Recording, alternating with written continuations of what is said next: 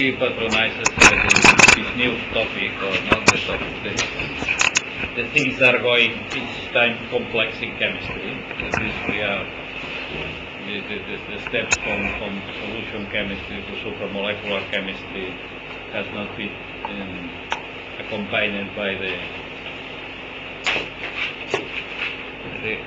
to take into account the difficulties or the complexity of the things, because when the things are getting bigger, the freedom degrees are increasing, and then we have this morning always few examples that you have many components and you add the components. Normally in solution chemistry you add first one component and another component, so on. And now it's supramolecular chemistry, which is that you add first a component and the other one, and the systems evolve quite different. And when he will speak about this, and that is a pleasure to have you. Thanks for the nice words of introduction, Josep, and thanks to Axel for inviting me here. It is a special thing also because the relevance of the work I'm going to present to the chiral symmetry breaking problem is not a very tight one. So it's weakly relevant to the issue of generation of homochiral systems, but nevertheless, let me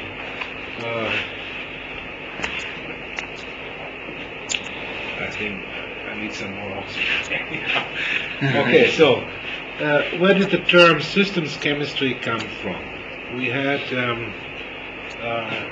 European action on prebiotic chemistry and early evolution.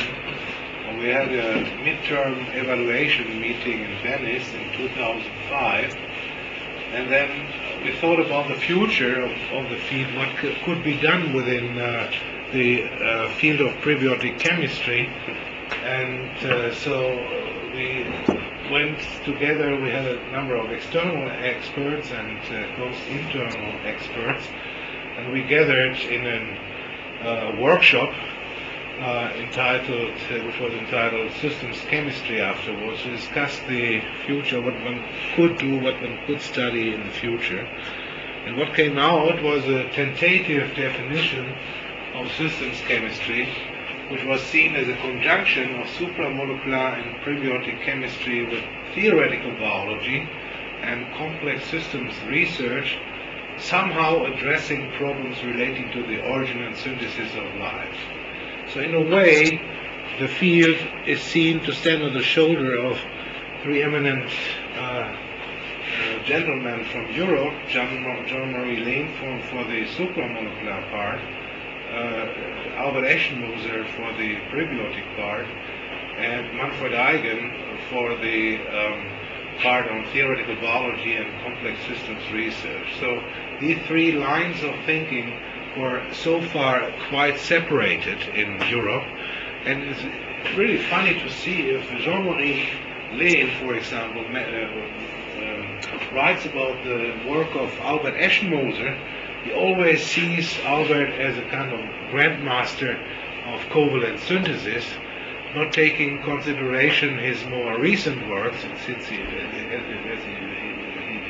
does since 15 or 20 years on the nucleic acid mimics or the nucleic acid alternatives, which is clearly beautiful supramolecular work. So I think this is somehow some kind of stubbornness that these three communities somehow stay separated, and we need to bring them together to have a crosstalk, and this is presumably good for the chemistry that comes out.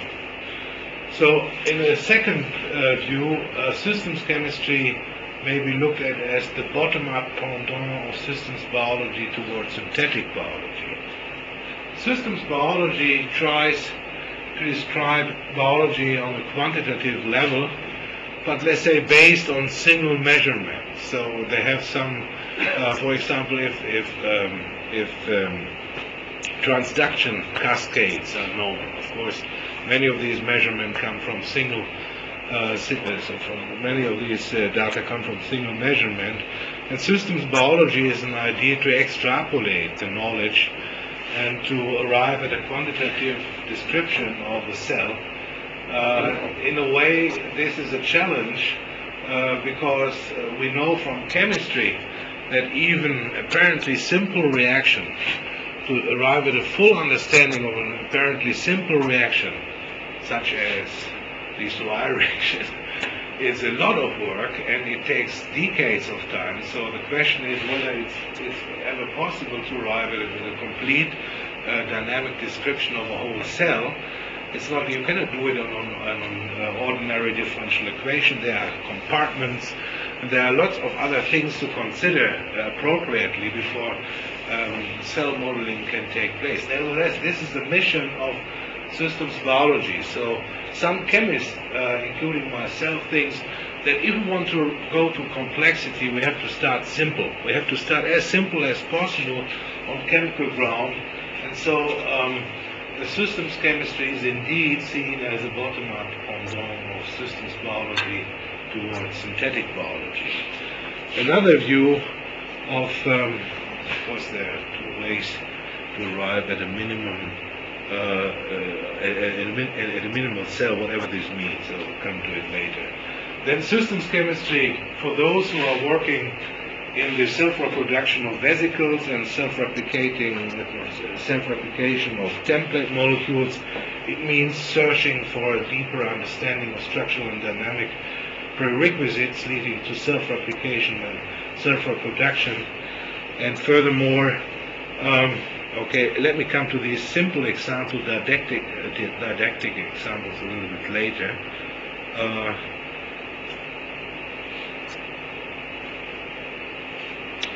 Well, this is something I don't understand. No, nobody. There's suddenly a black screen. Able to understand. Okay. Systems chemistry. This is a complex system, and then it's difficult. Exactly. Now I'm an experimentalist. We should be able to deal with this situation. Also theories, yeah. Let me see. Don't understand. Oh, there was at least something. The mouse is there.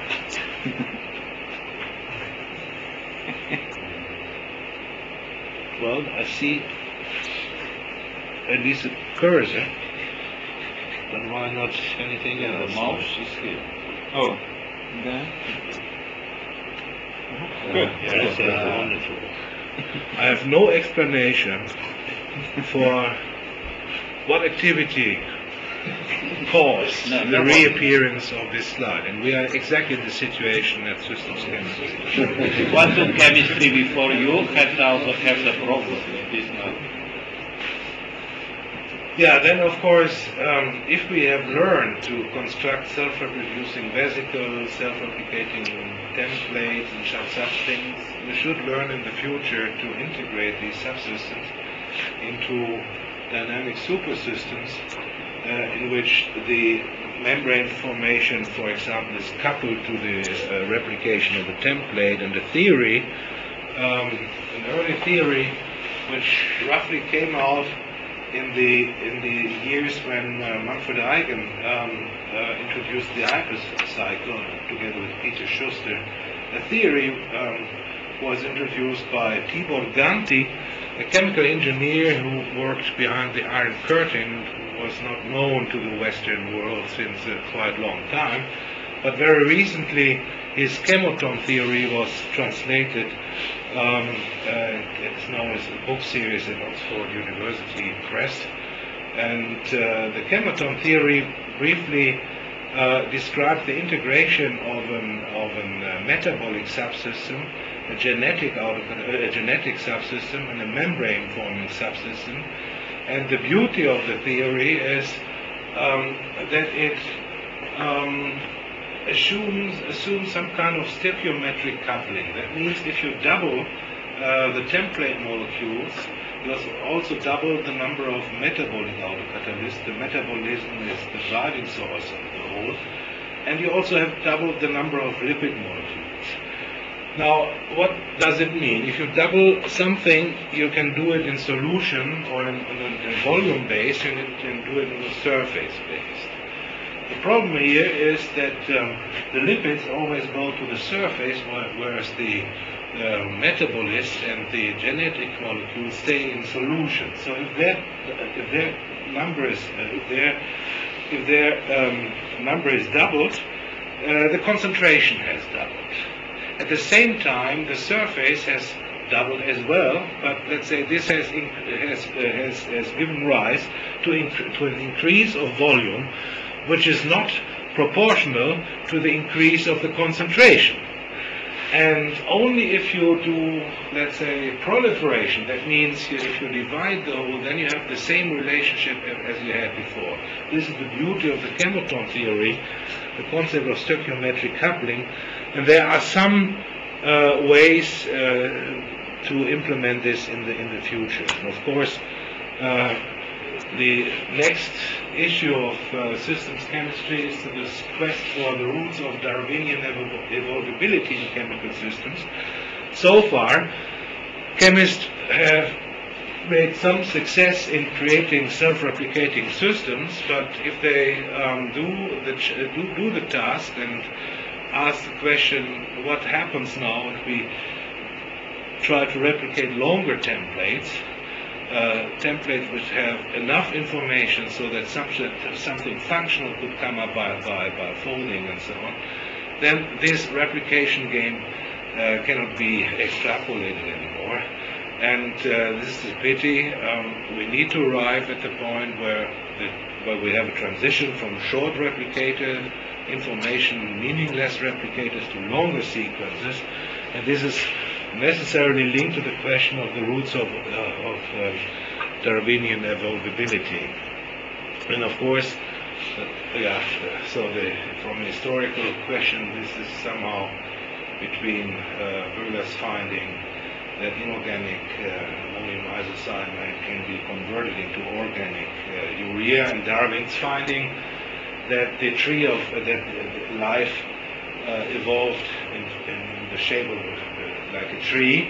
But what Darwin did not see, here you see the original entry in his famous card book, is that the tree of life must have roots. And of course the mission of chemistry to search for these roots.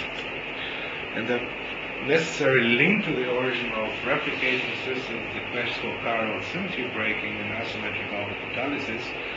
And so far, since for a very long time we knew only one system which goes by carbon-carbon bond formation, the well-known SOI reaction. He is Kenzo, who enjoyed chem biogenesis as much as we enjoyed him at Venice. And so this is the program the action would like to address. So chirality is within a number of work groups. The main objective of the action is to investigate autocatalytic reaction systems within supramolecular, prebiotic, and other fields of chemistry, and to develop methods for their integration into dynamic supersystems. We'll see what will happen in the future, but at least there is a clear understanding that this is a challenge to chemistry of today, and we'll see what we can do in the next couple of years if 50 labs or so come together. Well, now let's come to some minor issues. Let's go back. Let me ask, what is self-replication? I would say this is a correct definition. Self-replication has to deal with autocatalysis and information transfer, but chemical replicators do not need to follow the natural prototype where constitutional information is replicated. So in biology, only the set of constitution means the set of covalent bonds between atoms. This is replicated, and of course sequences are constitutional isomers, because the way the bonds are arranged change from one sequence to another. Chemistry knows configuration. Biology does not deal with configurational information. Everything is fixed already due to the ground symmetry breaking process. We just have T sugars and L amino acids, But in chemistry, we can play games where we consider configurational information as the source of selection and the source of amplification. And the same is due to conformation. There are some cases of biological prototype. For example, prions are conformational isomers. So the prion protein is the autocatalyst for the transformation of the pre-prion protein into the prion protein, and this is, in a way, the replication of conformational information. In any case, transfer of chemical information means making instead of breaking bonds. This is important because some claims in the literature claim replication, although they cut down a big system into smaller pieces. This is then not anymore a replicating system. It means going from simple to complex, from small to large, and not vice versa. And of course, the most easiest way to consider replication from a mechanistic point of view is to consider some mechanism of molecular templating. The game started a bit more than 20 years ago. I didn't want to talk about this today, but I would like to introduce the blueprint. This is again a didactic oversimplification. Real systems are really more complex than this simple picture, but this simple picture shows 80% of the features these systems have as dynamic entities. So what we have in a replicating system is the formation of a template molecule C from two precursors, and the formation proceeds via reversible and irreversible step. In the reversible step, the template picks up its constituent to form a termomolecular complex, and then the reactive sites come in close proximity. This facilitates a more easy connection, a more easy ligation here. And then we end as a template duplex, and this duplex has to dissociate into two single-stranded template molecules. And then everybody might think, well, if these guys here, A and B, are in large excess over the template, then we might expect exponential growth. This is generally the case, but what we see in chemistry is not exponential growth, but the kind of growth I have described as parabolic growth. Exponential growth means one template makes another one, and we have two making another two, then we have four making another four, so 2, 4, 8, 16, 32, 68, 120.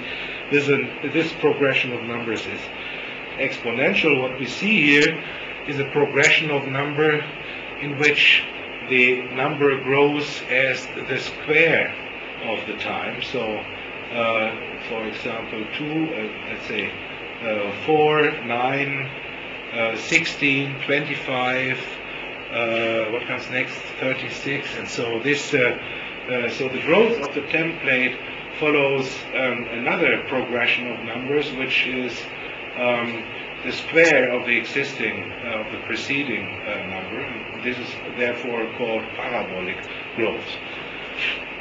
I will come to it. There are numerous implementations of such minimal replication systems so far.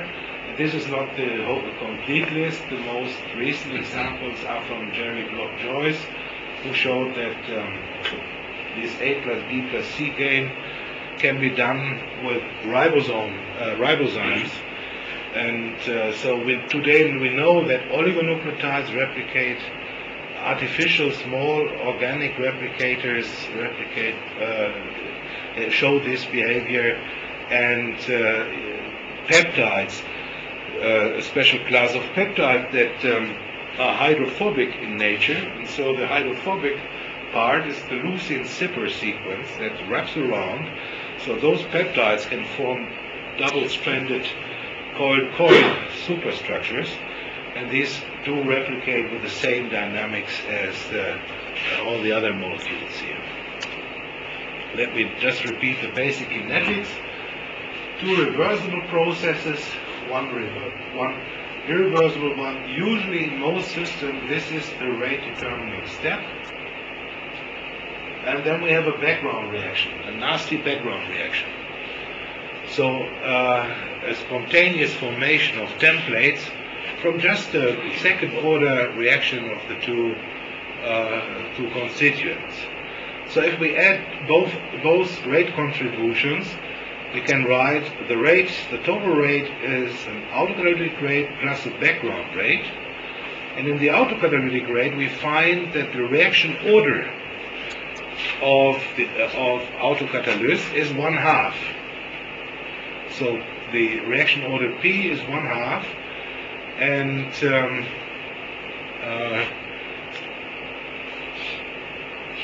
if we look to this reaction a little bit more careful, we find that next to the parabolic case where the reaction order is 1/2, we have two cases, not one, two cases of exponential growth that is compatible with this mechanism, simple mechanism. You can see this, that there's two cases. If you plot the reaction order, this is another, it's easy to derive this analytical expression for the reaction order and for the rate. And if you compare the sofa chair of the reaction order as a function of the stability of the thermonuclear complex and the function of the stability of the template duplex, here the same dimension, here the rate as a logarithmic, you see that two cases, the two rate laws are exponential, and one rate law is parabolic, so P equals 1/2. What does it mean, parabolic, exponential, blah, blah, blah? Well, I mean, this reaction order of autocatalysis simply makes the difference. It is a measure, a means of the explosiveness of a reaction. So the more P, the higher the reaction order, the more it explodes in a very short time.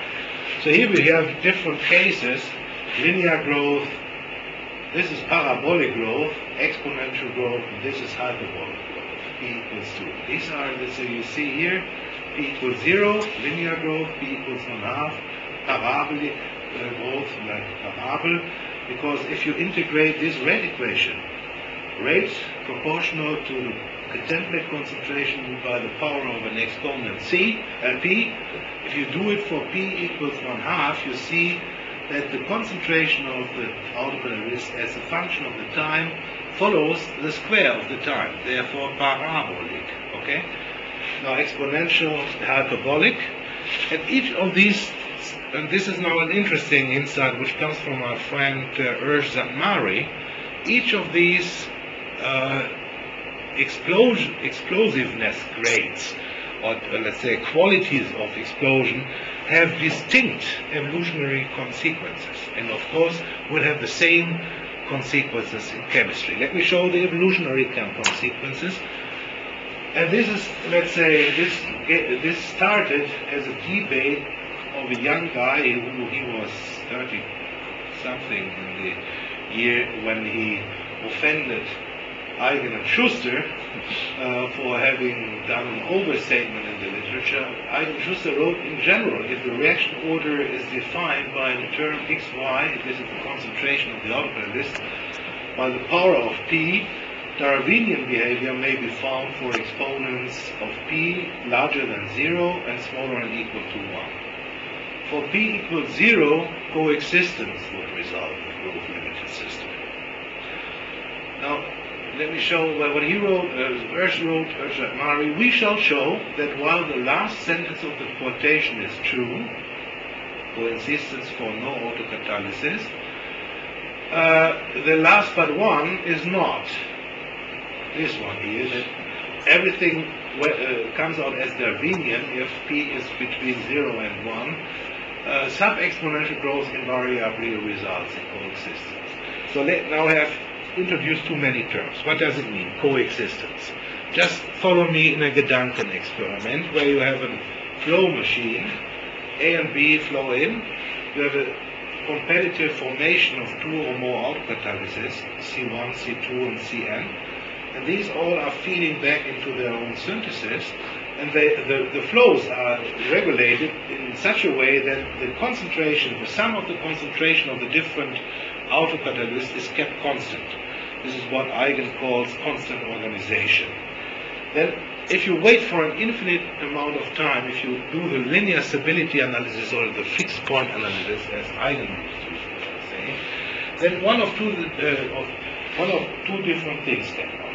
Either you end up with coexistence. Coexistence means that the stronger replicator is not able to push away its less efficient competitor from the common resources, or the stronger replicator supersedes the reaction chamber, overtaking all resources, every A and B which comes into the flowing machine, and consumes it, building up new copies of itself. So for parabolic growth, we have coexistence but at enhanced selectivity.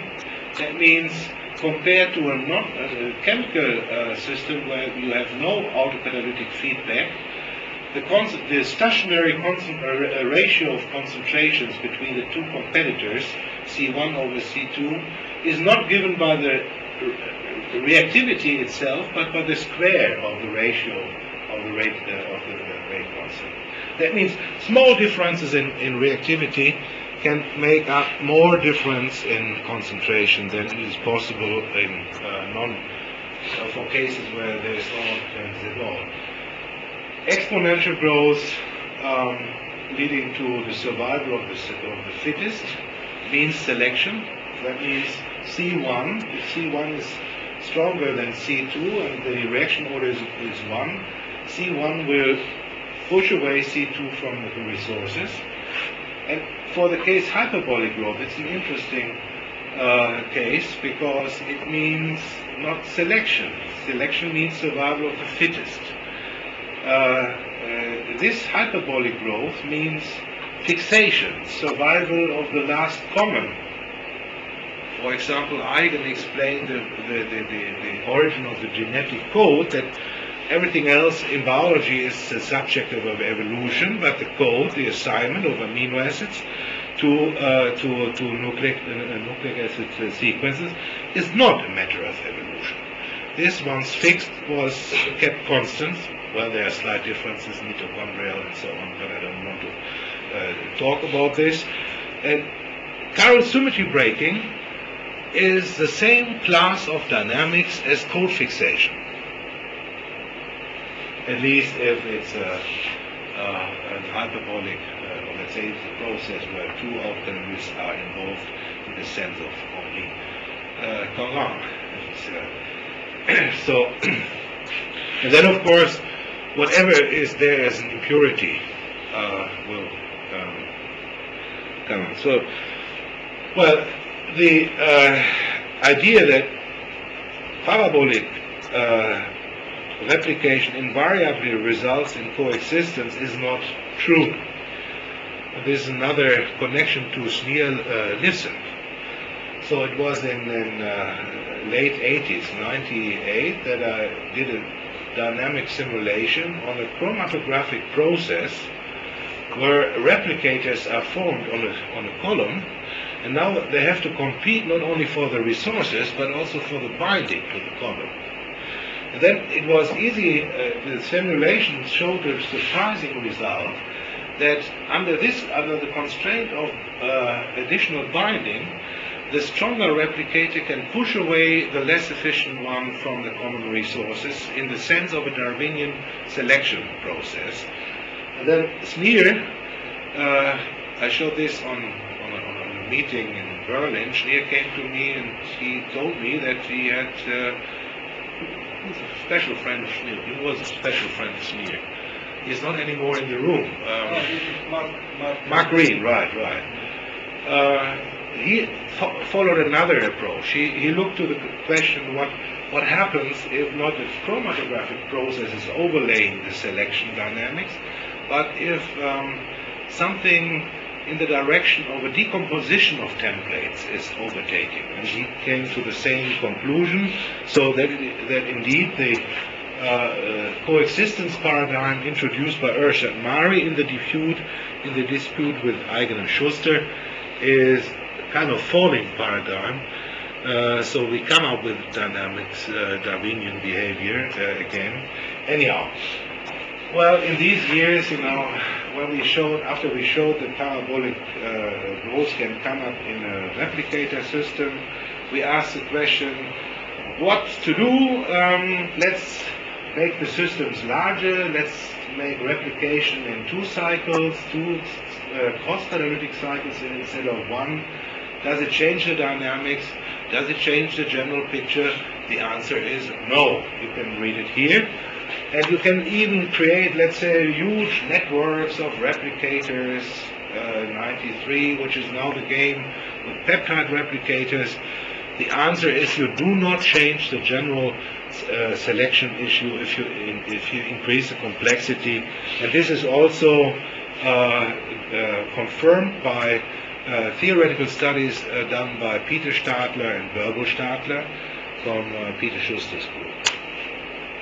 Peter is now independent. So, and we said, well, I mean, if we cannot do replication, if we cannot escape the prison of parabolic replication by expanding the complexity, why not to think about stepwise replication scheme? And one of these stepwise replication scheme was a spread procedure, surface promoted replication exponential amplification of DNA mimics, and the idea was to take a template and a surface, to attach the template to the surface, now to switch the condition, so something like day-night cycle, or the PCR is also a non-autonomous scheme of replication. Under the new set of conditions, fragments of the templates which have this yellow head cannot stick to these holes because the holes are not anymore available. They just have to anneal to the template. Then you can do the ligation reaction, and now you switch the condition again. Separation means enabling of these warheads so that this guy will now bind to new holes, and this is a general means to achieve exponential replication in a stepwise iterative fashion. This has some meaning for nanostructure replication. We call this chemical copying of connectivity. I don't want to go into this because it doesn't refer. This is now in the press, able to synthesize these DNA dodecahedral as scaffold, and so there are 10 to the 38 formal possibility to do different module arrangement. And if this can be replicated, this would be wonderful. We could play artificial evolution, but this has nothing to do with chirality. So let's go back to the theoretical prediction. This model predicted that it should be possible to arrive at exponential growth. And 3 years after the publication, it was Bing Wang, who was postdoc at Ian Sutherland's lab, reported the first case where the exponent p was larger than 1/2, but was 0.8. It was in this Diels-Alder reaction, in which this is a donor acceptor functionality, and here you see acceptor donor functionality. You can easily imagine how it fits together, this heterocycle and this cytidine derivative. And so P was larger than 0.8, historically the first case. And this made us really keen to find out why does this system escape the parabolic prison while our systems and the systems of Rebeck and many others stayed inside this prison. So we did some studies on a variant of the Van Sutherland replicator, in which just these recognition units were replaced to ensure better solubility of the whole of the template. But the same procedure. So this cyclohexadienyl system reacts with this malimide system to make a Diels-Alder adduct. And what was unclear here, you look, this has a stereochemical feature because here's a stereo center.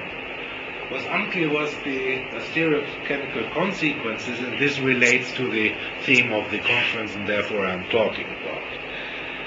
So I wanted to find out the stereochemical chemistry, And what we found is a new way to analyze those systems. Let me first show you the phenomenon itself.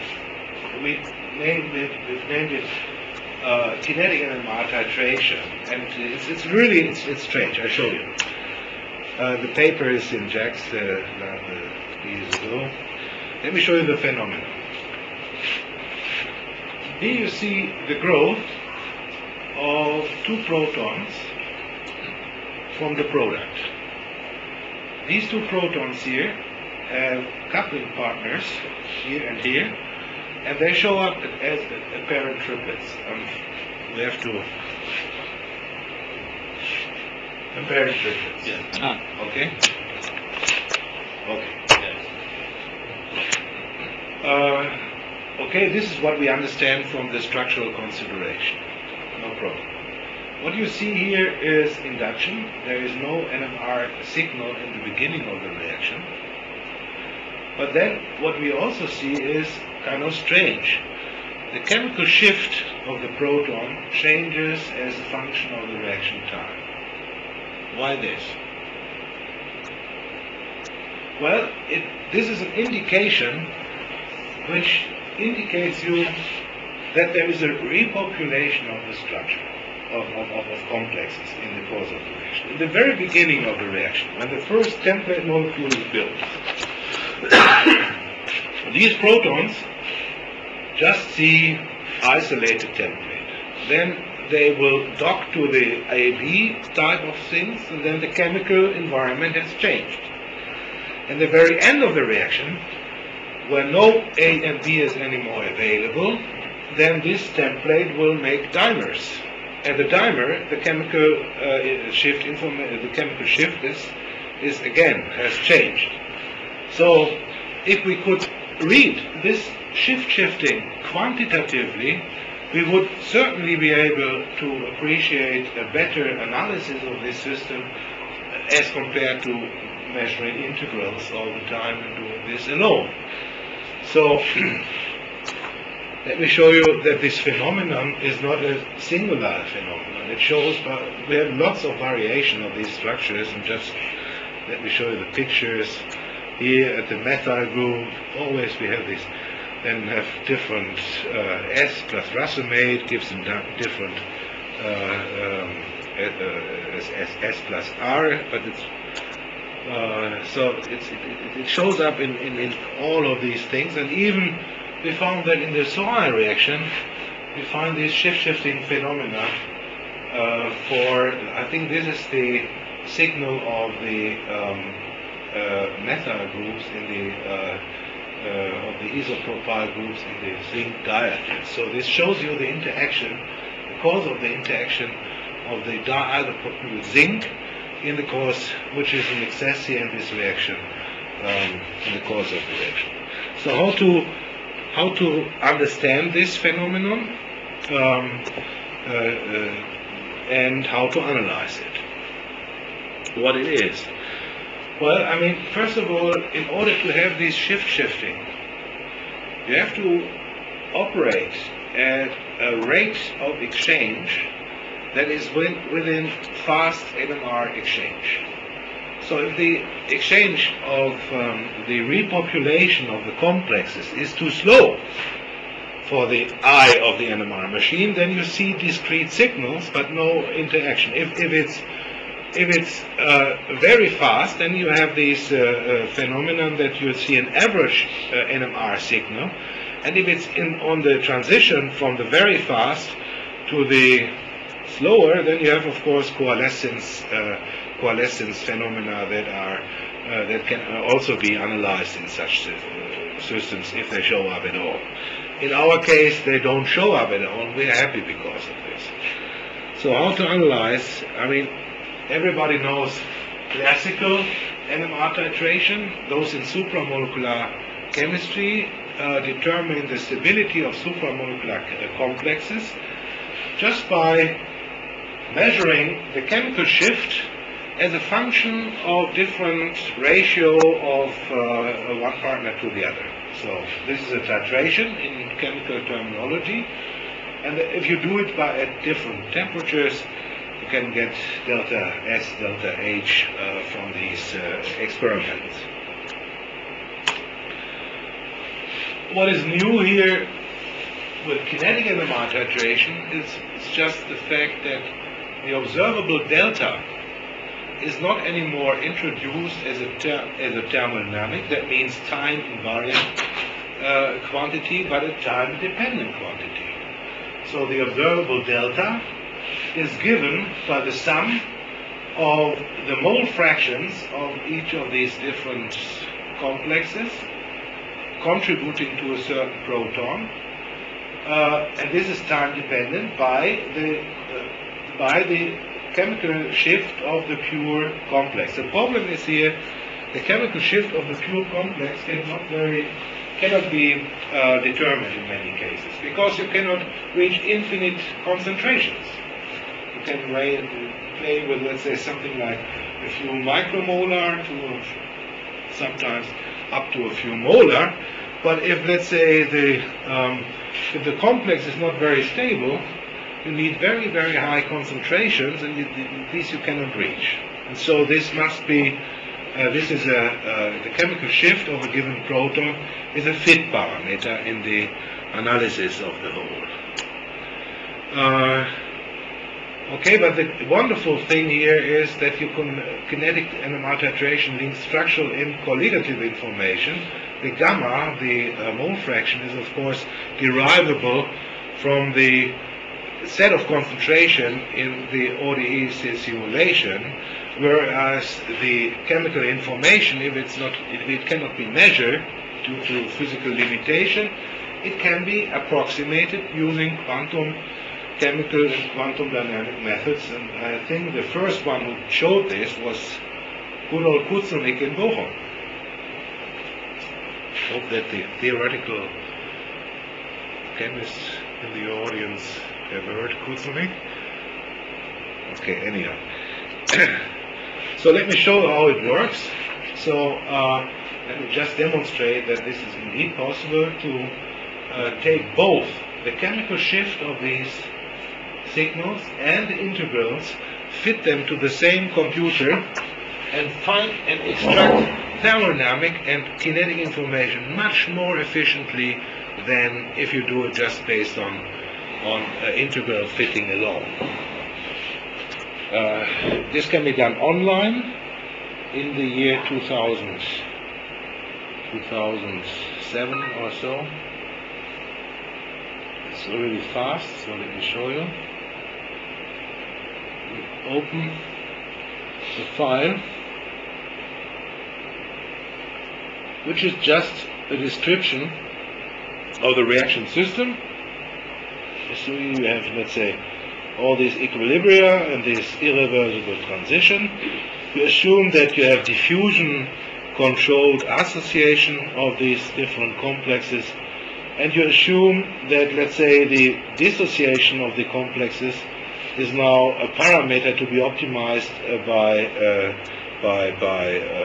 dynamic simulation, and you assume the same for the NMR side, and what you get out, I don't want to speak too long, you see here, it fits and fits, here the concentration, here the shift is a function of the time, and here the species plot, and then you get out what you get out. Again, I have to say, please, to the theoretical people, never ever treat us bad by showing differential equations. You can easily encode the differential equation from the reaction equation, and as a chemist, if we have to referee a paper where we just differential equation are shown, but not the reaction equation, then we have to decode everything, and for a long reaction system, it takes a long time. So please only just give the reaction equation, because everything else, including the Jacobian, can be derived, you see here, just with a little bit of string processing. There is no need to impress a chemical audience. Okay, so then you have the numbers, and the numbers, you have to do it at different temperatures. And then, of course, you can construct with a number of 1, 2, 3. It's not a perfect setup. This experiment is not perfect, better now. But let's say 1, 2, 3, 4, 5, 6, 7, 8 experiments, and you have a complete description, energetic description of a quite complex reaction system. I mean, this is faster than doing it with any other methods. And this is okay. So energy profile. Okay, now I don't want to bore you with the bullshit. But then, of course, if you arrive at energy profiles, then you are, of course, also keen to learn something about the theory of these profiles.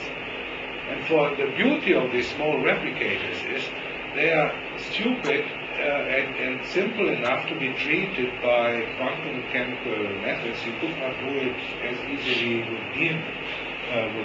other molecules. But they still show some things that are, let's say, usually only shown by biological systems. So one wants to understand this. And the way we approach the understanding is as follows. We first look to model transition state. And then the first surprise came out. This is methyl cyclohexadiene. So 1, 3, so it's 5 methyl cyclohexadiene, 6 methyl cyclohexadiene, and if you compare this and this is what we expect. The less hindered side of the malleamide is supposed to combine with the less hindered side of the methyl cyclohexadiene. These are less likely because, hindered side plus hindered side, but this is, let's say, but what comes up is that this structure here has the lowest energy. And the reason is, now coming to the point of weak CHX bonds. If a system cannot escape the formation of CHX bonds, it takes them as a gift. But the system will not work hard to search for them. I mean, there is no other option, and so you see that in the transition state, due to the less, this is the ground state, no CHX. But in the transition state, the angles and the bond lengths are distorted in such a way that this oxygen here can bind in a bifurcated way to these two hydrogens of the transition state. So this gives it is not much. I mean, it's just less than 2 kilocalories, but it is. But unfortunately, this transition state, where you have the stabilization, is attributed to the wrong channel. So the system could be even more better if the weak CHO would be spent in the proper reaction path. And to come to the proper reaction path, we have to look to the conformational diversity of templates. So the question is, what kind of conformations could be active as template? Of course, if the recognition sites are like this, one binds here and one binds here, there will be no way that this is an active active conformation close to the transition state of the reaction. It is simply not possible. Only if the recognition elements are collinearly phased, like in this, in the N family, you see here and here, this is productive template conformation, and in another conformation family, we find a weakly productive family. And now we have to consider that we have a stereogenic unit.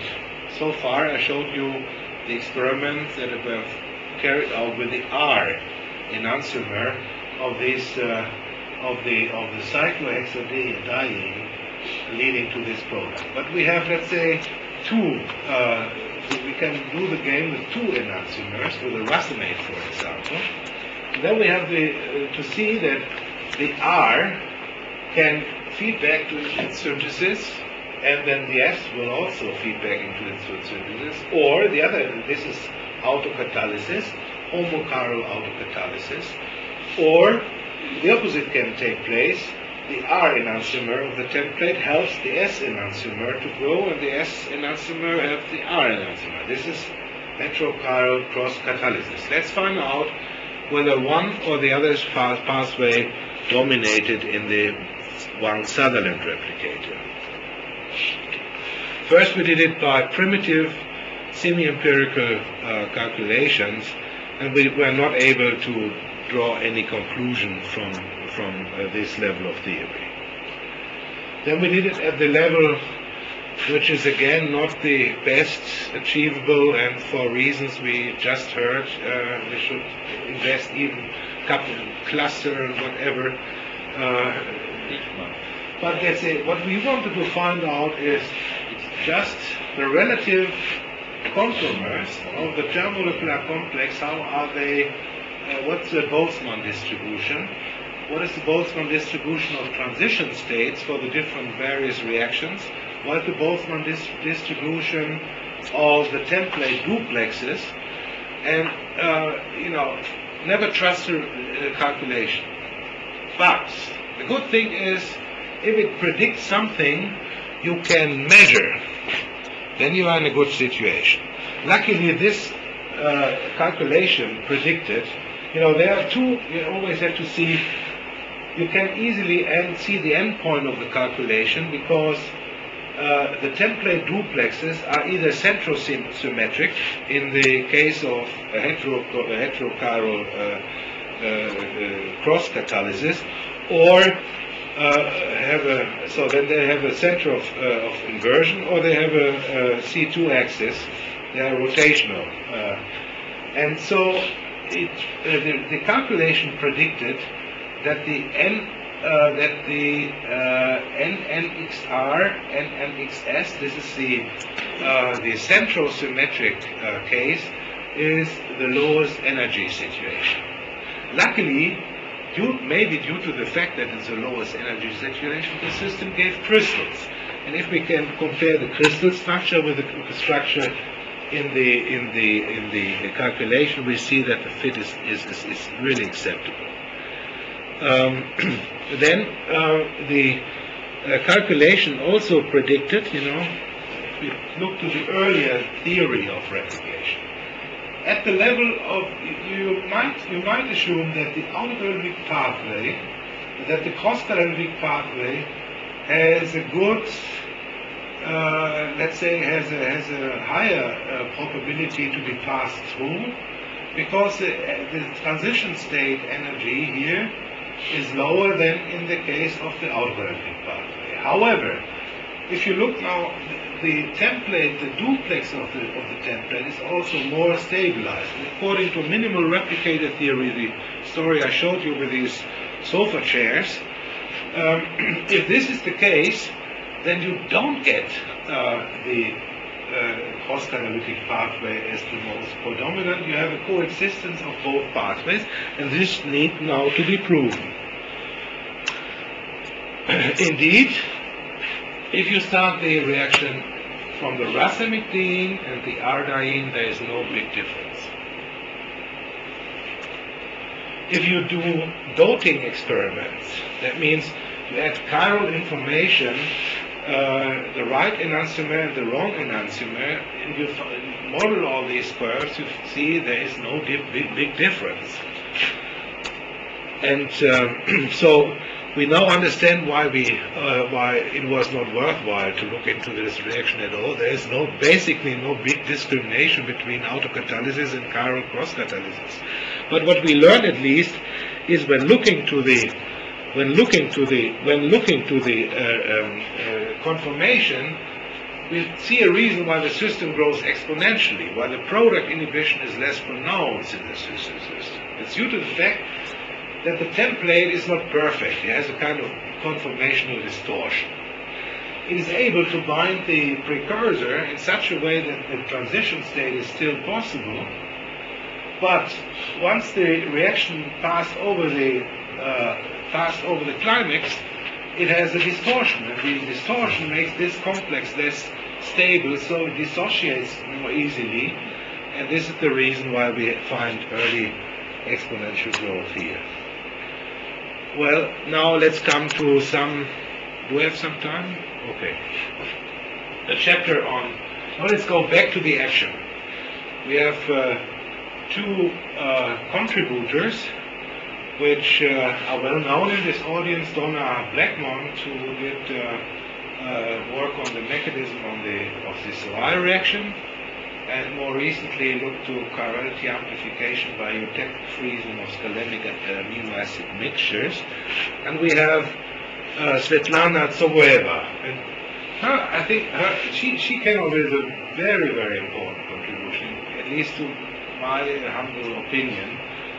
The work is published in Angewandte Chemie. It's an asymmetric Mannich reaction. The explanation given by Mauch and her co-worker and her involves weak CHO bonds. I told you, just I showed you some weak CHO bonds. So everybody is pre-biased in a way to accept weak CO bonds.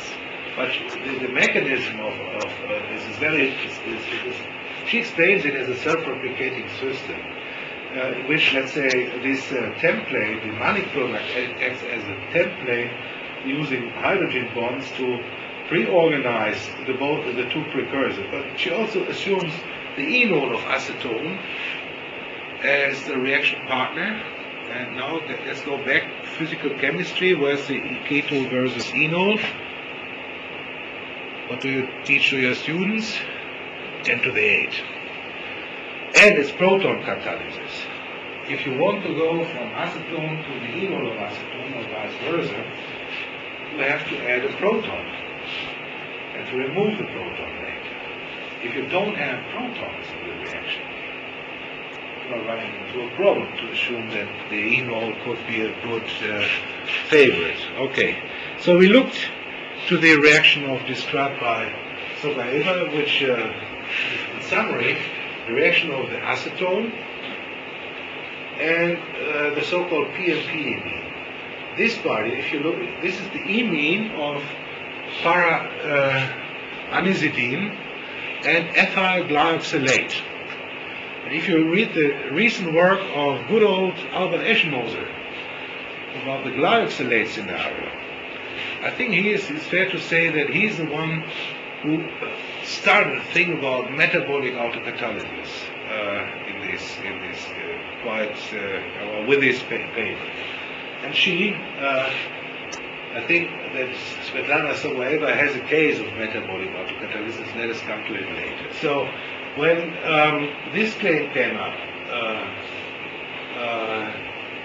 demonstration of spontaneous chiral symmetry breaking in asymmetric Mannich and Aldol reactions, here's my right hand. He said, if this is true, I will eat a stem of a wisher. Now it's clear that he has to eat the stem of the wisher. We just are not so nasty to him, and he may select material other than wood. But what he did is, and let's say together with a student, to follow, to do an historic experiment. An experiment that could have been done 100 years ago already. Take the polarimeter. NMR was not available, and chiral HPLC was not available in these years as well, when the Mannich reaction came out, and there are millions of reports of Mannich reactions. So the question was, why was this not seen so far? Take these two chemicals inside a polarimeter, and you see a spontaneous formation of optical asymmetry. We repeated this 20 times so far. We find out the following situation. First, the induction period varies from experiment to experiment. Second, the direction varies from experiment to experiment. Third, the amplitude varies from experiment to experiment.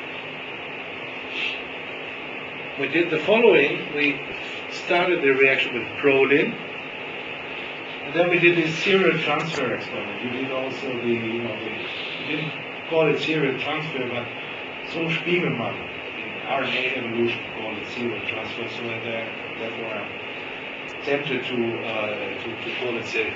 The idea is as follows: you start from a reaction, and you prepare always fresh reaction, and then you do, let's say, this one, okay, always 10%. If we start from a proline-dotated reaction, then we see that the proline is able to shift the maximum alpha much faster than in the case of autocatalysis. So then the serial transfer leads to a decrease of alpha and also of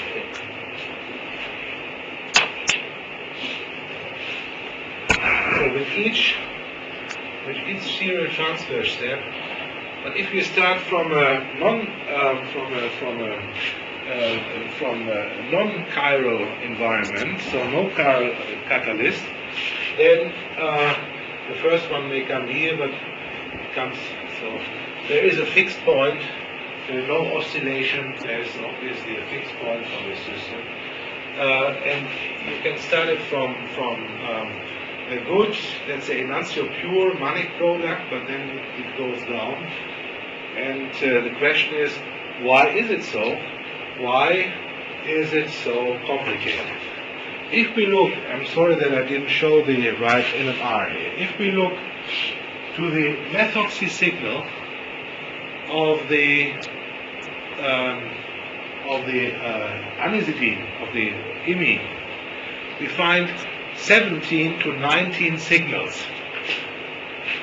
The manic reaction is there, yes, but it's 15%, something like this. So the manic alone cannot explain what's going on in this system. The current work hypothesis, and please just understand is a work hypothesis, is metabolic autocatalysis. So this is a slow process without the proteins, without protons. The isomerization of the acetone to its enol. So this is the spontaneous generation of the first template, or the first autocatalytic. Whether it's a manic or even more, I cannot say. But let's say that there is some spontaneous reaction leading to the first manic reaction. And then, of course, it should happen what is expected. This guy should, let's say, form with acetone, the hemiaminal. The hemiaminal may attack here to form this kind of cyclic structure, and it may also get rid of water, forming the iminium salt. From the iminium salt, there is a pathway to the enamine. Svetlana did not have evidence for it, but we see NMR signals where we should see them. The missing easy evidence may be due to the fact that the pKa of this amino group, which is in conjugation to the aromatic ring, is not as expected as in other enamines. And then, of course, you have, let's say, an enamine. This can attack this guy here, and you have another iminium salt. You can idolize it now to make this hemiaminal, and then the splitting of two. There are three different ways to chiral discrimination. Each of these stars can be R or S. So here you have the first. The R may react with a prochiral imine to induce R here or S here. The whole is reversible, but we are, of course, driving the equilibrium from one side. We are not waiting until it's established, then it's over there. But so then the second is the addition of water to the hemiaminal. This is the second layer of enantiomer discrimination. And the third one is, of course, the easiness or the speed by which the RRSS versus RSSR situation decomposes into the original manic product. We are in the process of And this is a metabolic case because it's very similar to the Formose reaction. Who of you know about the Formose reaction? May I explain the Formose reaction? The Formose reaction is, you know, I know, but is an autocatalytic process by which CH2O in water as the hydrate is transformed and CH2O into CH2O and sugars. The Formose reaction was discovered in 1861 by Butlerov, and it was analyzed by Breslau in the early 60s. More recently, Benner said that the analysis of the rationale of the autocatalytic process described by Breslau is not the right one. But he didn't see the difference between the late stage of the reaction and the early stage of the reaction. It's an autocatalytic process. What did Breslau say? Once you have, let's say, you need to have the hydrate. The hydrate has a weak but not completely absent CH, its acidity. So the formation of with calcium salt, the formation of the anion is not completely impossible. Once you have this anion, and this is, let's say, with a very long arrow here, and a very short here, there is enough CH2O to generate glycolaldehyde.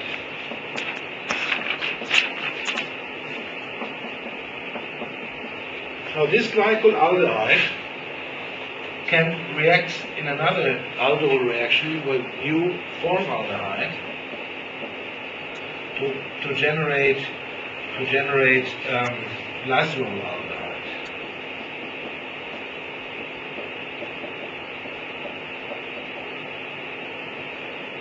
Glycerol-aldehyde may undergo an indiolate isomerization to form dihydroxyacetone.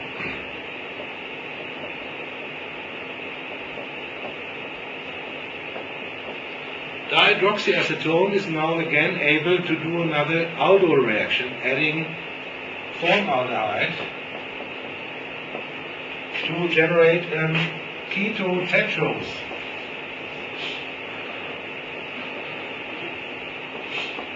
And this ketotetrose may undergo another isomerization, indiolate isomerization, to form an aldotetrose.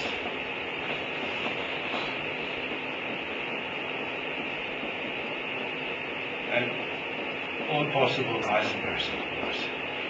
Well, some say that the erythrose is more predominant than the... now, once this happens, you can make a retroaldol reaction here to make two of these molecules, and this is the reason for the autocatalytic process. So once you have the first glycolaldehyde molecule, it transforms the precursor, the resource material, the formaldehyde, into more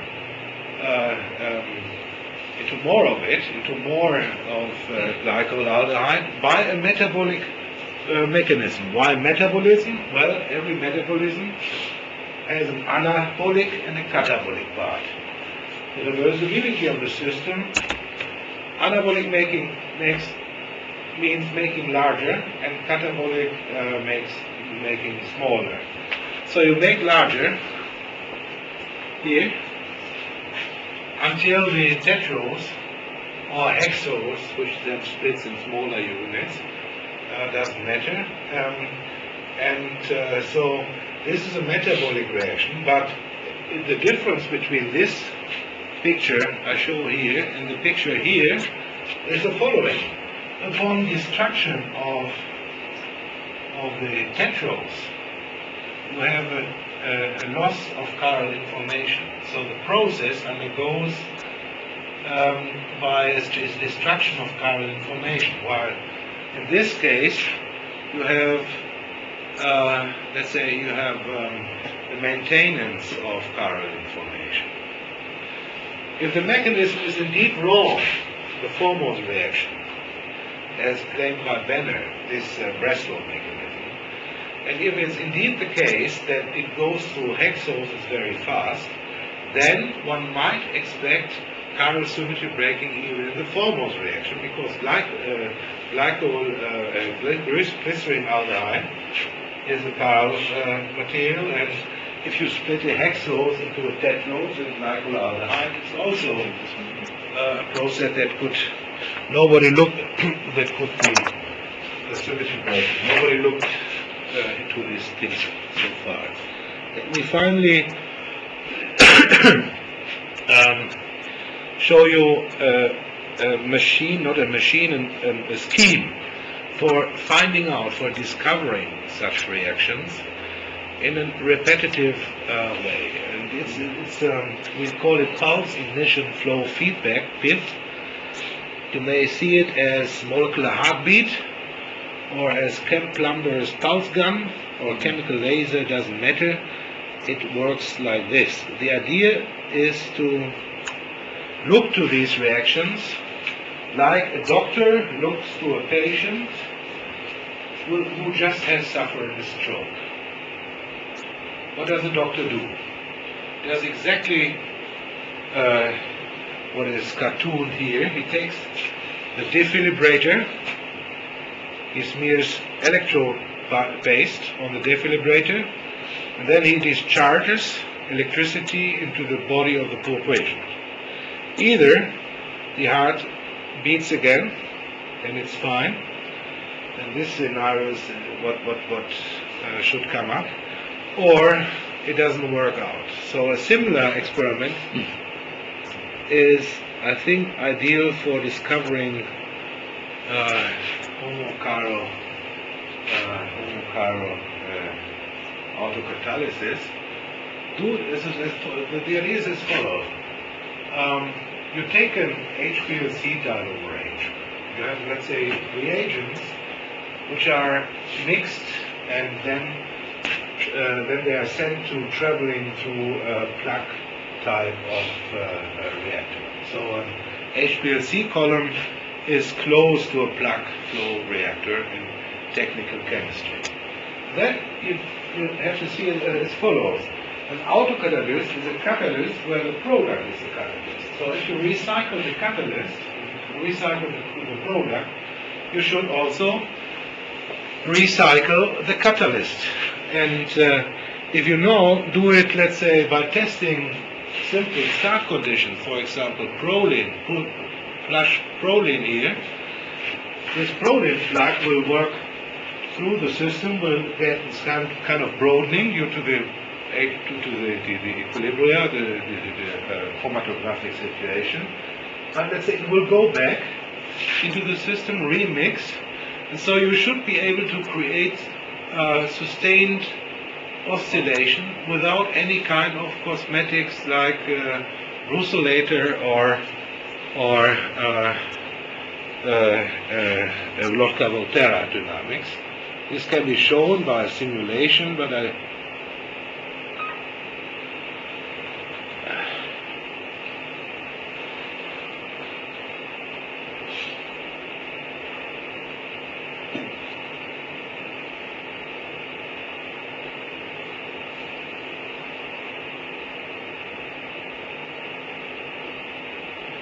But you see, first, it's a very simple model. We assume that we have an autocatalytic process in the system.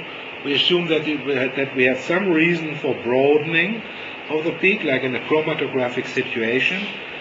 And we assume that we have a heterochiral influence, so we have a pulse of proline shooting through, and then what we expect is the pulse is flushed out, but the rest should arrive at self-sustained oscillation with a continuous broadening of the profile. And this experiment is very similar to the one Sol-Spiegelman one described. So if you want to find the final situation, the fixed point, the then maybe this kind of setup is a good way to find it. Okay. So, excuse me, I have to. No, okay. Come on.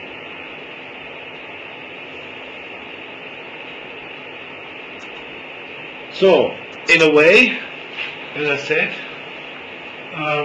flow feedback replaces the need for higher order autocatalysis or Lotka-Volterra dynamics, and it seemed to be universal. I mean, you could conceive also the early Earth as a flow system with lots of connections, and reflow systems are not completely unlikely, but so this is a way to discover.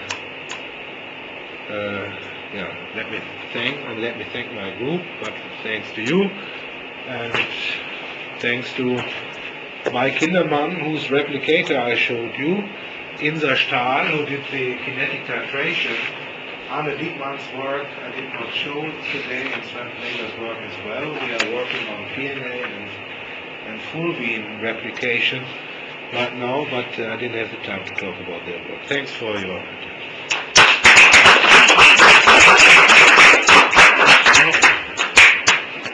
Thanks for the presentation. There are many other questions. And we ask questions. For Morse reaction, I believe it's very poor yield. It's difficult to control this. Well, so far, This is well-known reaction. it's a dream of the technical chemist, right? I mean, this makes sugar For the mass travel. for the mass travel. But so far, the reaction was more or less completely out of any reasonable means of controllability. But I'm not sure whether, I mean, there is Geoffrey Subai. Geoffrey Subai, he showed that if you replace the calcium by a lead, you end up with a higher level of ribose and let's say pentoses as usually observed. What they usually don't test, the chemists who are doing benchmark experiments, is they don't look for a stationary situation. Any batch formose reaction is hard to control, because once you are out of the initial phase, you end up in the final stage of the reaction where everybody equilibrates with everything. You're approaching equilibrium, and then in this stage there is no hope, no chance for a kinetic influence. But in the early, I think there is. I am compelled to make an observation here. My former director in my department make the first review of the formal reaction, but Breslau has it beyond. I remember strong discussions about that, and I must defend here the prestige of my department. In the review of the formal reaction, Dr. Castells. But in any case, I think there are many ramifications. The products and problem is the ramification. The rancid sugars sorry, Exactly. this is called what is this? I have a question very interesting of the chances of the men. And I was wondering, you said when you took a rest rate in the optimization machine, and then so that it started to feel did I understand that? Yeah.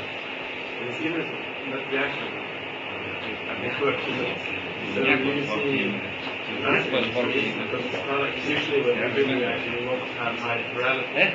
Elizabeth. So you take the off-the-reactive products, so they're not very stable. So we have seen, Yeah. Yes. So when they did that experiment, yes, you saw, because usually anisine is released in the reaction. Yes. So This is one out of the 17 products we see. So that is from the, so you took this out and then the bar on the, Exactly. from the resin. No, what we did is the following. We did spontaneous experiment like Mauch and Sogaeva described, that the analysis was not based on the let's say, it was not only based on the diet shell analysis, on the chiral HPLC, but also on polarimetry. Polarimetry because I speculated that reactions of this kind should be known in many more examples than we know today. So the question is, why didn't we find this? Nobody looked What at was it. the reason that Svetlana measured the optical field? And what led it from No, she did the following two ways. She did it with Carol Schiff reagents Yeah. and by the Carol HPLC. And the interesting is no nonlinear effect signal. Sorry? It's no nonlinear effect in this reaction with signal. The E of the product is linear to the E of the one that's formed when she added, which is non-linear in the relationship. There's no nonlinear effect. But I think what you showed is very interesting.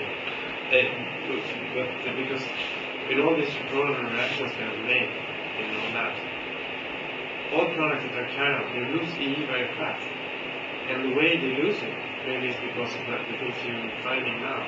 That the manic products are forming this type of intermediate. And so it's very interesting. So maybe that's because everybody wants to have high E. Not to reverse it. I mean, But then you check that you I have understand. It is not, let's say, here is a good example for systems chemistry, because every chemist in this field is looking for one single product, right? The pyridyl propanol oils. But here, we look, I mean, we cannot, let's say, there are these 17 beats, and the music is in the complexity of the network, and not, let's say, in a more simple. We see if we dotate with optically pure manic product obtained at 60 degrees under proline catalysis, we see a decrease of the optical activity. The system is metabolized. It makes something more than a manic reaction. Yeah, but there's a lot of self-control going on. I mean, I'm going to talk about it tomorrow, especially when we use aldehydes. Yeah. But I'm very interested in so used to the what you did with the acetone product, because if you change that product to an aldehyde manic product, it will be even more alive. It can be retromatic, it can react without any much more reacting. But if acetone it's the only of these manic type products which make an autocatalytic product relation. For example, if you take cyclohexanol, which is much more abundant. Yeah, I know the Swedish group which published this. There is a Swedish group which just published this work on the cyclohexanol instead of manic. Sorry? Instead of acetone. Instead of acetone, yes. Maria Brandström and Abduya. It was published in Chemical Communication very recently. So they took the acetone. They took cyclohexanol instead of acetone. We wanted to avoid any complication of the original system, also due to the fact that you get syn and anti in the case of cyclohexanol. They get autocatalysis. They get autocatalysis, but they have, let's say, now more than one constitutional isomer, or let's say one enantiomer, because you have these diastereomers, syn anti, if you work with. And so this is certainly simpler than the cyclohexanol based system. But let's say what I wanted to say is that I think that Svetlana Suroeva did a wonderful gift to the development of systems chemistry, because it's a beautiful system. It is so simple. There is no much work involved in getting access to the chemicals. Acetone is a bulk chemical. The PMP imine can be synthesized with very little effort from just two plain chemicals, and yet the reaction is astonishingly complex. So I think that this type of reaction will be the ground platform to search for even more, for cases that are more relevant to the question on the origin of homochirality and the potentially prebiotic reaction. And so one should thank her and not me. We just confirmed that she is not Yeah, it's also may I okay, read, or may I ask about Mag's reaction? Yeah. And when in priority papers of whatever isolated product, and it is sure that the product is chiral because it was determined by the HPLC, chiral HPLC. But in the underground paper, first paper, the asymmetric autocatalysis, but without the amplification of chirality, if I remember correctly. That means that there is a gap in the gap. There's a gap. Gap means that when they put the chiral product, it is okay, but without putting anything, from this data, and this gap means that if the system is with amplification chirality, it is very probable or natural. And another point is that spontaneous chirality case, spontaneous case, the mass balance is really probably they don't describe anything. The yield of the product is less than sometimes 5%, less than 10%. And in that case, we have to be careful. Of course, you observe the whole total optical rotation. Right. The mass balance is means the recovery of the starting material plus the product is almost 95%. It is okay. Forget about the yield of the reaction. Oh, yield. The yield is poor. Everything else. In that case, there's some separation process might be. So I suggested. Actually, I reviewed that. I suggested that the author should observe NMR analysis using chiral shift reagent without separating the product. No, they didn't look to the kinetics of the reaction. Not kinetics, but the enantiomer excess of the product without separation. That's because if the yield of the product is greater than 95% yield and the enantiomer excess, let's say, it is probably believable. But when the yield of the product is less than 5%, and if they recover the starting material, it is believable. But believable means the starting material is, of course, reproduced also because of the availability of it. And let's say most of the material is to be converted into product. But it's not a clean product. This is what the message is. It's a mixture, it's a zoo of products, and it's like in a metabolic situation. It's not a metabolic situation.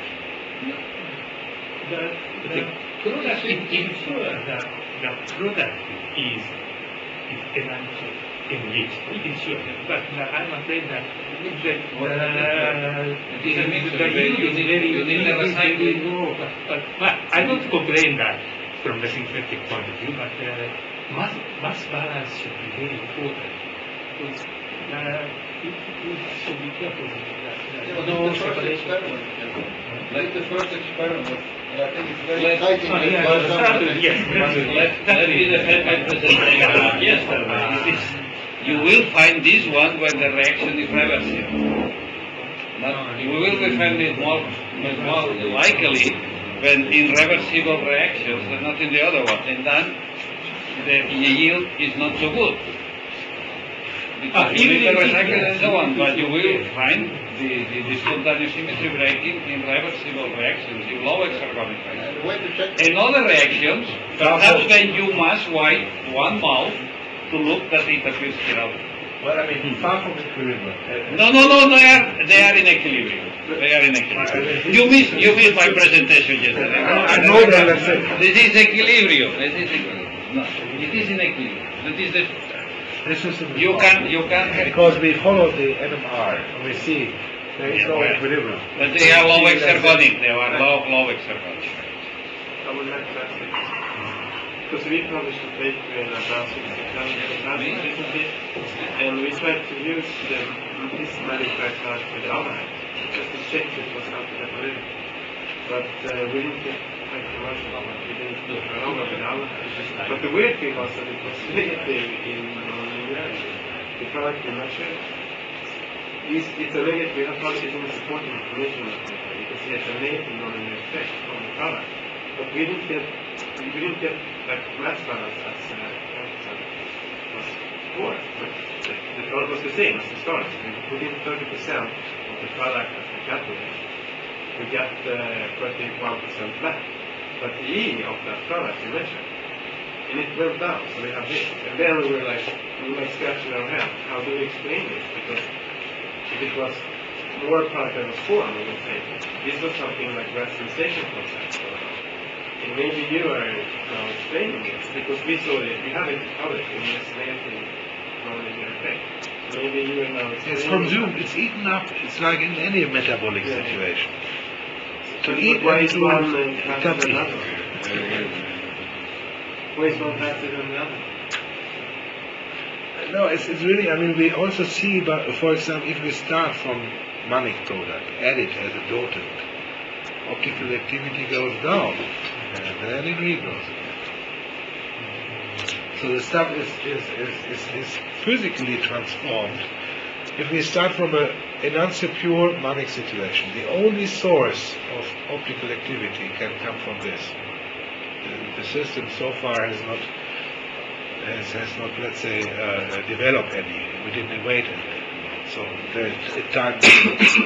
We see a decrease of optical activity, and then it so that means optical activity is not only due to the manic. This should. But we called it a rationalization process. Because we got No, it's not. in the end of the product. How do we explain this nonlinear, this autocatalysis, which starts at 0 alpha and ends at Z? Either there's this clear autocatalytic phase of the reaction, or do you disagree? You think that this is an equilibrium? No, which is the most stable final state in this network, in this dynamic network. Because you don't need to be far from equilibrium to have. No, but you need to be far away from equilibrium to have autocatalysis. Yeah, you need autocatalysis. You need the non-selective autocatalysis. Because inhibition steps create the instability of the racemic So maybe you should just clarify this here again. I mean, if I understand this correctly, you are saying the Segueva reaction is an important one because you actually do. If I understand you correctly, you say the enantiomeric excess is actually amplified. Is that actually correct? Yeah, because you start with The Segueva reaction that is spontaneous. Spontaneous. You start with Spontaneous zero. formation of heroic. You start with 0, and Spontaneous. you end up at a certain chiral state. It's spontaneous. Spontaneous. That is what I said yesterday. So, but then you have an amplification. Amplification from 0 to that is Yes. Right. Well, that is the problem. But why did you say there was It is the physics. in the linear or the opposite? It's a semantic problem. On the slack I mean, is it okay if I... Yeah. Because I... Here is a long black. time ago, we black did color. this last with Barnabas, we didn't think this would be... Like, for example, you have with acids and it's very stable products, so you have this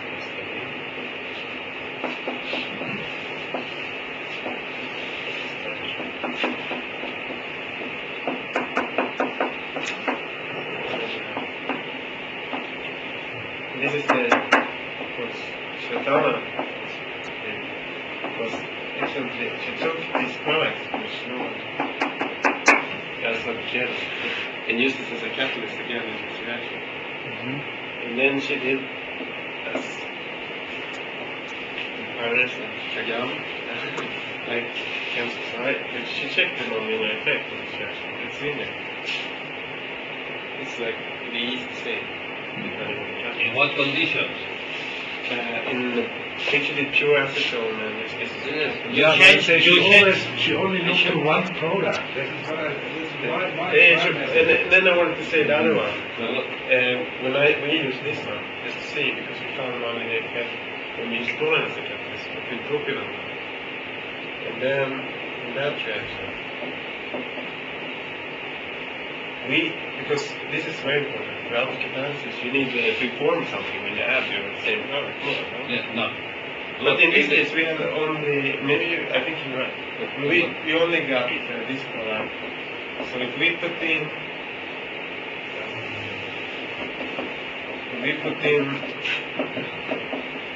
So the cis. sin. Yeah. So if we put in, for example, in this reaction, 40% of this product, and then we let the reaction go, we got 31% yield back. So then we said nothing. But we did also this study with nonlinear effect, just to see what the E was the product after this reaction. And the curve was like this. Yes, and this is because, if I understand Günther correctly, this is because you're not taking the entire network into account. Is that correct? Yeah, you look to one product, which is the tonic product. Yes. Whereas the polarimetry looks to the whole picture. Yeah. And that's an important piece. So it is, if I understand that correctly, a remarkable we are speaking reaction. Something different. But the beautiful things in this program paper, they are the negative results. Because I have shown you some simulation, numerical simulation, that you need only to change 3 or 4 kilojoules per mole, the transition, one of the transitions, that when you go or to the racemic or to the chiral solution, it means that you change they change the solvent, and you can have linear it's a effect. criticality. It is only going from ether to toluene. You will have another solution. Even boring parabolic replicators can have criticality issues. This is not so. For example, the transition from Darwinian selection to coexistence is a very sharp criticality-based issue. So even boring parabolic replicator, then I do expect that exponential replicators can show up even more interesting. Some of these systems that the Frank are more sensitive than the other one. It is very sensitive. You check for 2 or 3, two parameters, and it is only you go to good enantiomer excess and to racemic solution only by a difference in one of the transitions of 3 or 4 or 5 kilojoule. It is only the dissolvation's energy is sufficient to go and they are more negative. And then I will like to make a comment here that I have spoken before. We have the tendency in organic chemistry to explain the mechanism by the models, writing that is the model. But that normally in chemistry, before to do these models, we have the kinetic analysis of the system. But that, of course, most of the common organic reactions are already known, and that we make the models. But here, in the nonlinear dynamics, we must know before the kinetics, before to begin with molecular models, because in other case, the molecular model must be in agreement with the kinetics, but we don't know the kinetics, and when you try to analyze this only by linear models, then you have no kinetics information. There may be another product which is, let's say, showing positive nonlinear effects, depending on the discrimination layer, and depending on, let's say, decisions at criticality, at levels, at decision levels where it really counts. I mean, there are 3 formal layers in this model with which you could explain chiral symmetry breaking. I don't know which layer it is. I don't know whether it's the whole story, but let's say it is at least more than at the level of Frank or at the level of Calvin, where the models are beautifully simple and beautifully understandable. they observe the formation by plus or minus both. We did so far. What's the The last number. Only one. We have, right now we have roughly 20. The last day, because we started this one couple of weeks before Christmas. The last one was 12, I heard, and there was, we got, let's say, this was a negative alpha. In 4 cases, alpha positive. In 2 cases, in alpha, roughly 0 in the rest of the cases. Okay? This is the real statistic. And I believe this because it's so odd. 2 that means you would read a real bias. I think It's more related. if we compare, the induction period is different in each experiment. So some go here, some go here. The direction is different here and here. And the amplitude is different in each experiment. Sometimes we have this, and sometimes we have only this one. And this is already shown based on the single product analysis on the money product. So we have a whole plethora of outcomes. But as I said, when we repeat it, like you did, and we call it serial transfer because Edelman did this work in 1767, you end up in a final plateau, right? Probably when you make the addition difference of the reagent, it will be the result. Yeah, Only the addition. Plateau depends on how much material you recycle from each transfer to another, and this is a dynamic system. I will recommend the people that when they do these experiments and find always one chiral sign, the experiment is very reliable because it means that it's very sensitive to chiral contamination that exists always. And that That's not the case. I have the feeling that That's it's not the case. here now. But I have the feeling that there are many results that the people don't like to publish because they look always at the same sign. And that is because the bias can be very high, very chiral contamination. And Günther, you have to propose, you ought to know and to propose which solvent you want to use. And if you want to use water, you have to propose at what pH or between such and such pH you want to use. Yes. Because when you imagine many other reactions of the organic chemistry, that is terrible. of course, in the water, That's right. some are not useful. Let's say I'm not We don't surprised speak of it, it is useful or not. anymore, but I'm surprised that nobody discovered such kind of chemistry in the years before. I mean, why only in 2007? The polarimetry was known since 100 years, and the Mannich reaction is known since. It is known that this Mannich reaction is not a clean reaction in many, many cases. Yeah, I agree. Yes, I agree. So were we forbidden to think into this direction? Did somebody perform a control experiment of this kind, and then his boss said, "What a stupid control experiment"? It depends on what you want to do. If you want to explore a new field in chemistry, you're right. If you want to explore some chemistry related to origin of life chemistry, There is a risky business to look for these things. They are more risky to publish something in this direction. More questions?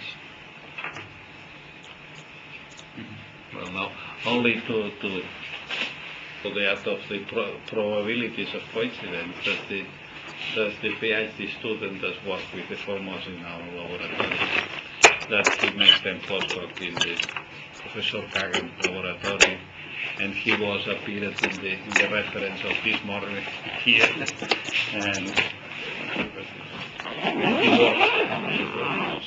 Maybe I did this. Well, and I think it was a very nice, very interesting conference. And,